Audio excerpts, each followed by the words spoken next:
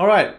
So in this one, we'll be talking about opportunities in the NFT space. You're probably coming to this video tutorial set because you're like, what the hell's going on? And once you kind of figure out what's going on, you're probably the next thing is, what do I do with that knowledge? So something a little bit more actionable, not so much telling you what to do, but what people have done to make money, or make their art or sell their art, or whatever they've gotten involved with, however they've gotten involved with. I'm currently looking at sugarclub.eth, and maybe I'll go through that later. But I've gotten involved in different parts of the space. As we continue to grow, there'll be multiple ways for people to engage and do different things. But Super Rare is a great platform where artists, you can see there's been a few $1 million worth of sales, $2 million by artists, $700,000 earned by collectors, meaning that they've bought and resold and made that much profit in between. But I think that's going to start to grow to the tens, infinite hundreds of millions of dollars soon. We're going to see some crazy money flowing through this industry. But yeah, artists, what they're doing is they're applying for Super Rare and they are selling their art on Super Rare. And Super Rare, I think, filters them. They make sure that they're not people that are just selling scammy art. It's their own art and they've got their own filtering process. But basically, once artists are approved, you can start selling your art on Super Rare. So that's what's happening here, and it's a great opportunity for people to start selling their art. It's also happening on other platforms as well. Super Rare isn't the only platform. At the end of the day, your art that you make, it's an NFT token that can be taken across to any platform. So it's being sold on Rarible as well.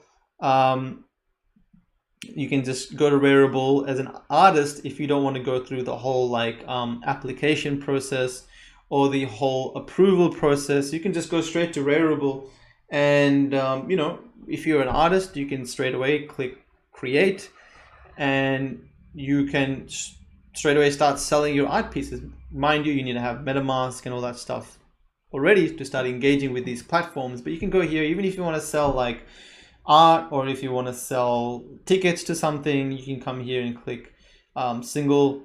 So you want a single collectible, or if you want to have 100 editions, then you can click multiple. You add your image, you add the descriptions, the royalties, you set your price. You can even do something so I can sell courses, and I can give people a digital key or a code to redeem the link or the file to that course. Kind of like an email that gives you, when you opt into an email or an ebook, it'll give you the code to get into something else, or a group, a code for an e-com store, etc. So as an artist, you can play around with these different platforms. There's also Maker's Place, there's Nifty Gateway, there's a bunch of different things. If you're a new, or if you're an established artist, you can explore them all. I do recommend you take your time to take a look at everything. But you can see this artist here, he's selling these, 1 of 15 available or sold, who knows. But he's listed this as a gift, that's his art, and he's put them for sale. And if it sells, the person that buys them, they own the NFT that represents this. And as an artist, you don't want to be selling the same thing. That's kind of the wrong thing to do. Once you sell that art piece in one platform, you can't go to another platform and sell the same art piece. It's kind of like trying to sell canvas art of the same canvas art across 2 different platforms, right? It doesn't really work like that. So Sugar Club as well. Wait, where do we go to? We'll go to virtual land flipping. DCLblogger.com is my website. I have a bunch of different case studies of how I've bought and sold different items, whether it be cards or Genesis sets or Decentraland land. I've bought and sold all kinds of things, right? Damn, the Axie Infinity land is 10x the value now, but I sold it for a very minimal price. But Decentraland land, I bought and sold land quite a lot. That's how I made a lot of my money in the early days. That's an opportunity that was really good. You can see if you go into here, it shows you exactly why and how I did that. And the reasons why I purchased it. So I bought it for 6,000. I sold it for 9,300 a little bit later. I think it was a month later or something. And these opportunities, they exist all across the board if you just want to trade stuff. So if you just want to trade or buy and sell certain items, you can do that. So especially with NFTs, because you can negotiate the price. If I know this land and he's got his email address on the description of the land, I can contact him and be like, hey man, you've listed it for 55,000 mana. Would you be willing to sell it for 40,000 mana? And if he says yes, I can buy it for 40 and sell it for 45 and make 5,000 mana profit in between. And for a long time, that was the play there, and that was how it worked for the first 1 or 2 years, and now it's kind of more about long-term investments. But for as a trader, you can do quite a lot. You can obviously use your land.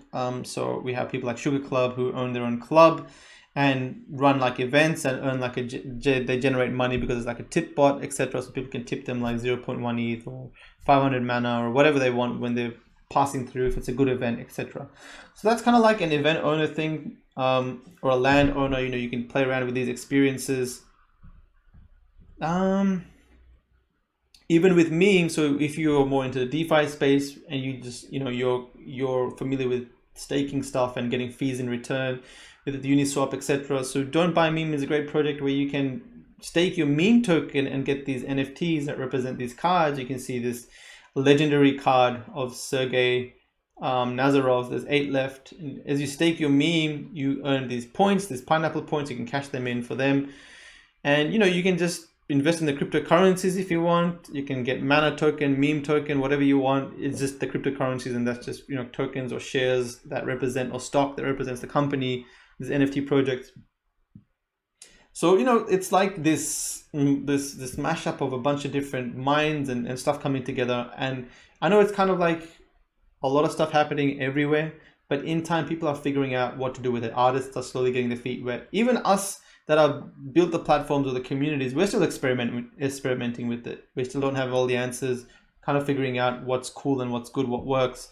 So yeah, as the industry matures, there'll be continually a lot of opportunities on in the space of NFTs.